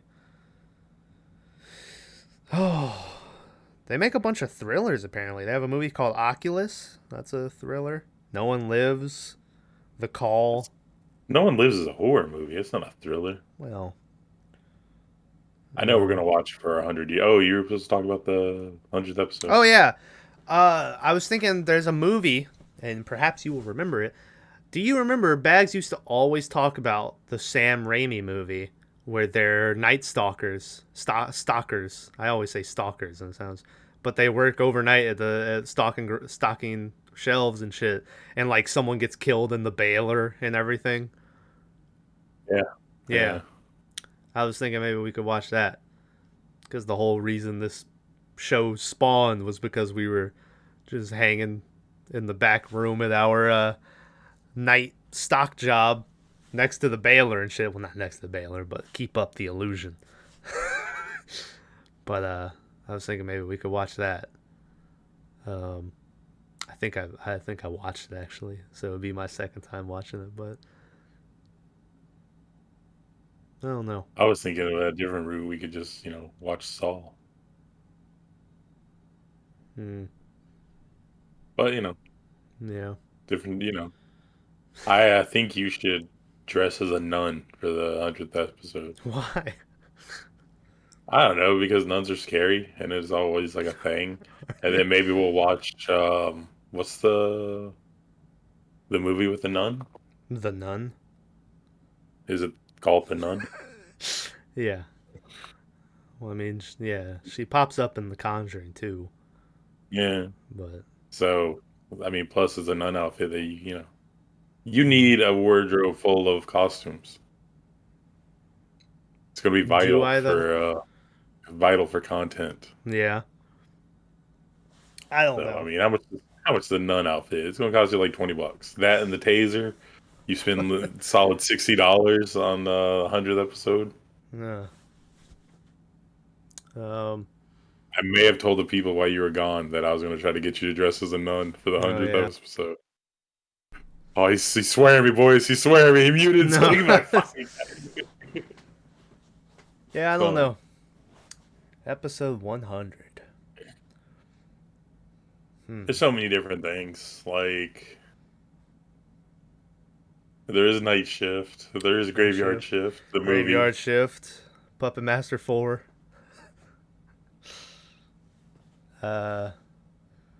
Rewatching Society. I don't want to, because like we haven't doubled up on movies yet, so I don't really want to watch or rewatch because then it's too.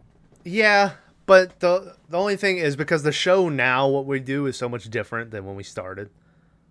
Like when we started, I don't know when we started the format we have now, but it used to be literally we would just sit there and we would just go, "Oh, remember when that guy did that?" And then we'd go, "Oh yeah." Now, like, yeah. I think I know when it started. When? I think it started with The Lighthouse because there was so much weird shit going on that we just went through the whole fucking thing. Maybe. So. Yeah. But, so I don't know. I thought it might be interesting to rewatch it, see if we have any changed feelings on it, since it was episode 1.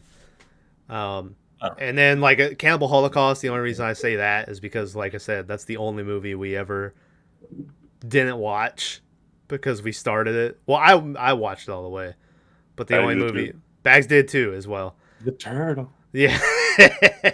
But the only movie we, like... vetoed, yeah, and we did Event Horizon instead. And then, obviously, Puppet Master 4 needs no explanations. We've been promising Puppet Master 4 for... forever. I thought there was another movie we started watching and we're just halfway through. We were like, just pick something else. No, I can't think of it. Because we started watching it and it was just so bad that we just didn't do it. I don't know. And then there was that Veronica movie. But like I said, I don't think we've mentioned it that much on the podcast. I feel like it would fit. But it's with our every day, but not on the podcast. I thought about maybe doing like, Rob Zombie has that one last movie we haven't watched. I thought about maybe doing that because which one? We watched Salem. What? It was called like 31 or something. Yeah, about, like the clown. Yeah. But it just because somehow I don't know how this happened. But somehow in the course of this podcast, I think Rob Zombie has become the most watched director we've ever had. Which I don't know how that happened, but I think we've watched almost all of his movies. So, side note, a guy was wearing a Captain Spaulding t-shirt at my work. Mm-hmm. I was like, hey, great shirt, man. I love that movie. And the guy goes, it's a movie? And I went, I just walked off. Yeah. So... yeah, not a fan of that. And the only reason I tell people, hey, nice shirt or whatever, is because I know how stoked you get when people recognize your shirts. Yeah. So. I told you, yeah, the Evil Dead 2 shirt to the Primes concert. He was talking about your dad's shirt. No. But, I don't know. Episode 100, we'll do something. I'll probably buy a taser. I'll tase myself. And a nun outfit. Well, let's see. Let's see how much. If this video gets 100 likes, nun outfit. Papa Hades also wants us to watch Slither, which was James Gunn's first feature-directed movie. I heard it's really good. Yeah, I've heard it too. So we'll probably add that to the list. I don't think we'll do it for episode 100, but,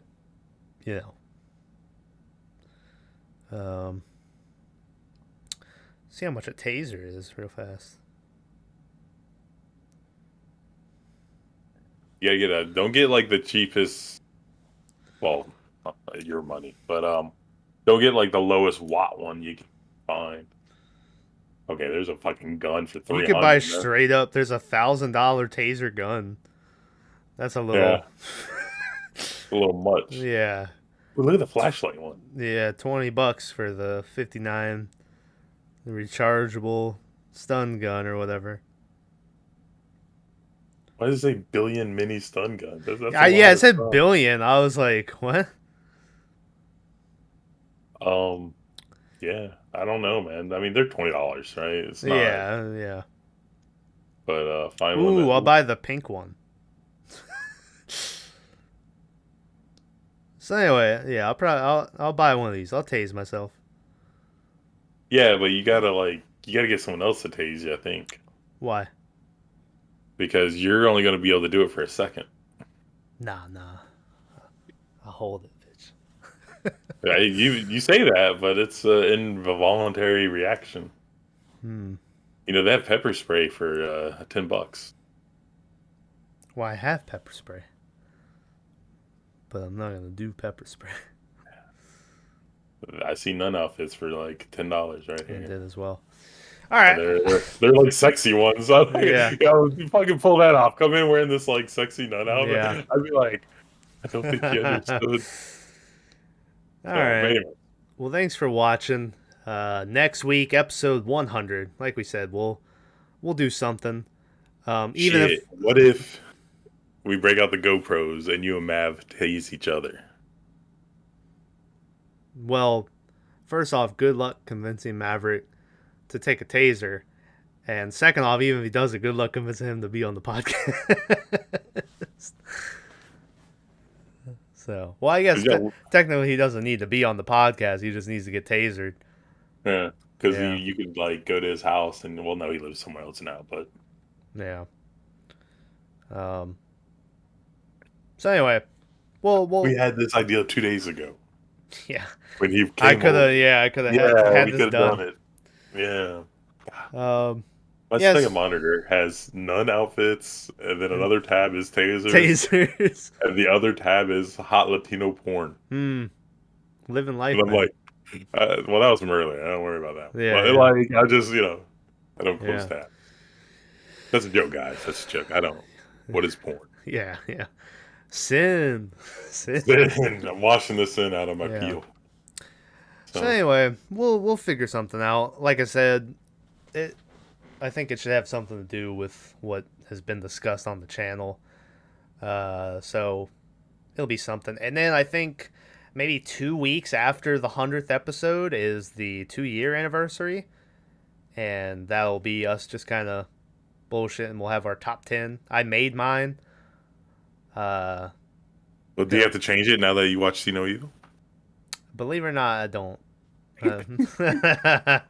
I don't have to do. I need to tell you when the second year started, because we were going to talk about what was our favorite movie of the second year and our least favorite and all that too. Your best bet is just to make a list of it and overtimes all in. Yeah. I mean, I know it's using your time up, but you're just sitting there anyway, listening out of one ear. Yeah. What did your dad want? Did you ever say? He was putting on a fan belt, so I had to like. Yeah, he had to. Yeah, you had to do the tensioner while he lined the belt. Yeah. Yeah. So, what was I? Fuck, I had something to say. Coming out the year worth of videos. Yeah. I wanted to go through and I was gonna make a compilation every time we mentioned the greenhouse. But as it turns out, we mentioned the greenhouse a lot, and it's always sporadically throughout the podcast. Yeah, good luck. Let's see. Ironically, in this one, there was a greenhouse. Yeah. Pretty sure that's what he falls through at the end. I listened to a couple. Let's see. I only have 3 that I have documented. Train to Busan, 30 minutes in. Willow Creek, 24:50 in. And then Color Out of Space, 34:30 in. So, maybe one day a greenhouse supercut will be coming out of every time we mention that. But I don't know. But so this winter, probably like November-esque, is when I'm planning on us taking that scary adventure into the swamp. Oh yeah. At that park. It's just like 2 hours from here. For the weekend. So we might go looking for some Bigfoots, boys. Some Bigfoots? Oh shit. Fucking Papa Hades is coming along for the ride. Yeah, we're gonna pick up Papa on the I have way. no clue where Papa Hades could live in, like, New Zealand, right? Yeah, yeah. He'll be there Um, in spirit. yeah. So that's going down. We might have a show coming of watching scary movies in a car in the middle of nowhere at night. That might be pretty cool. I don't know. I don't think the logistics are going to work with that, but We need a van. well, you have a van. I do. Does it have a DVD player built in? Well, no, it would be we just take a TV and an Xbox. Yeah, but if it has a built-in, because like those vans have the Oh, seat. yeah. I don't know if it Oh, it does. does. It has, yeah, you could put, Yeah. yeah. But So we just use that. We all sit in the back, we and could. So, I'm getting a little spooked out just thinking about it. I'm telling, like, it'd be creepy as shit because you can't see out the windows, and we're watching like these scary movies, and yeah, it'd be really scary. It'd be fun. So I think I want to make that a possibility at some point. We'll try to get that going. Uh, yeah. I think it'd be better with no windows. Like I don't know. Do you want to spend 10 grand I on a don't know. van? I don't know. The windows are what makes it kind of scary for me. Because then as you're watching it, you like start looking out into the dark. You know what I mean? But, Yeah, like I don't know. yeah. It's spooky. Do we want to start looking at used vans and get like We could probably get a cheap one, yeah. Pool our money together. and by our money, you mean your money? Yes. Wow. You got more saved than everybody. That's not true. I don't know, it might be true. It might be true. Anyway, besides that, the Northman smoke break should be coming eventually. I think it just came out on digital, so you could rent it now at home and shit. So that'll probably be coming at some point. Oh God. And If this van thing takes off, uh-huh. would we just do it weekly and just watch the movie of the week in it? Yeah. And then it'd almost be like having a filming studio, but Yeah. mobile. Yeah. That'd be cool. Do the podcast from right there. It'd be great. Yeah. Yeah. And we could kind of do it live, like right after. Yeah. Be nice. I Ooh. gotta get a better laptop and shit.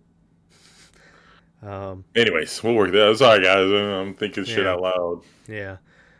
I always like some podcasts do like their talks for the future off the pod, but I always think it's interesting listening to it when podcasts are talking about on. So that's why I always add it like at the end where we talk about future stuff. But anyway, Northman smoke break should be coming at some point. Maybe we'll check out the Condemned, Stone Cold Steve Austin. And besides that, we got a bunch of. I mean, there's never run out of horror movies. Apparently, we're gonna watch Slither. James Gunn. We'll check that out.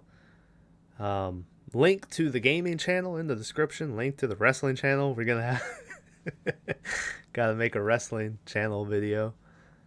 Yeah, it's been a while, hasn't it? Has, yeah. But anyway, I think that's about it. Tyler, do you have a joke? I had some, but they were all really bad. And Yeah. because there's no central premise on this. So I Yeah. was looking over like religious jokes about sin. Uh-huh. And yeah, they were all horrible. There was one though where a guy during World War II Mm-hmm. rescued this beautiful Jewish woman and hid her in their attic. And then he started charging her sexual favors to keep her hidden. Yeah. And he's confessing all this to a priest. And the priest is like, well, you did what you had to do to save the woman. Uh-huh. It's really not a sin because you were, risking your life. Yeah. And he goes, yeah, that's not the sin. And the guy was like, well, what's the sin? Then he goes, should I tell her the war's over? Meaning that, he had her there that whole, yeah. Yeah. Yeah. Like I said, Yeah. wasn't that great. Well, on X, you had a couple that we forgot to talk about. Where did you hear Mia Khalifa was retiring? She read her contract and realized she was getting screwed. That's such a good joke. And then, what's a dead porn star's favorite porn genre? Boo cocky. That's a really good one too. I see you laughing. Don't lie. Don't Oh, lie. That's good. I went deaf again. Hold on. Oh, There you we have go. to get these and put into the other one, don't you? Yeah. What? Oh no, Oh it no, came that's out. already. Yeah, I didn't. I've added them here. Yeah. This is but then keep in mind Tyler just sort of made those up and then he looked for real jokes. This is the site he found with the real jokes. These are professionals, okay? What is a porn star's favorite holiday movie? Tits a Wonderful Life. How is a porn star's pussy like a grapefruit? The best ones squirt when you eat them.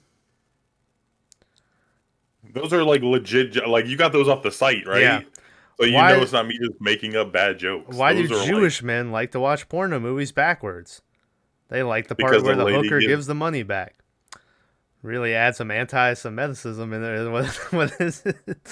I tell you, these are like it's bad, and I Yeah. was like, "Geez." So To be fair, I read that Mia Khalifa joke somewhere. That wasn't me making that what? up. Anyway, That wasn't. all right, guys. Thanks for watching. What are we watching? Oh, we don't know. We all know we're gonna have to figure it out. It'll be something though. Episode 100, and I'll probably tase myself. So we watch something that has like electricity involved, or something that. You know Um, what? I want to watch a weird movie, but I don't think we. I'll yeah. just wait. The Cell or whatever. Is that the one with Vincent D'Onofrio's the bad guy? Oh, isn't that's a well? That's J-Lo not. movie. What's that one with? They have a movie called Cell with Samuel Jackson and the dude John Cusack, where you can't answer your cell phone or else you'll die. Oh no, this is that other one where the dude's like he's crazy. He's a serial killer and he has like a bunch of people like hidden somewhere, Hmm. but he gets hit. He has like a brain aneurysm. Hmm. So then like J-Lo has to go into his brain Hmm. and like navigate his memories or something. Yeah. But like the guy is like awake and like hunting her in it and stuff. Uh. I just remember it had a beautiful dog in it. Oh. It's like a pure white husky or wolf Yeah. or something. So All right. Well, next week, episode 100, it'll be something. And then, like I said, year 2 anniversary should be pretty soon after that. So stick around for those. Hopefully next week, to celebrate, I won't still be in pain the whole episode. I'll be I'll be in better spirits. well, then you get tased. Then I get tased. Yeah. Then you'll be in pain the whole episode. So No. Anyway, all right. Thanks for watching. See you guys next week for episode 100.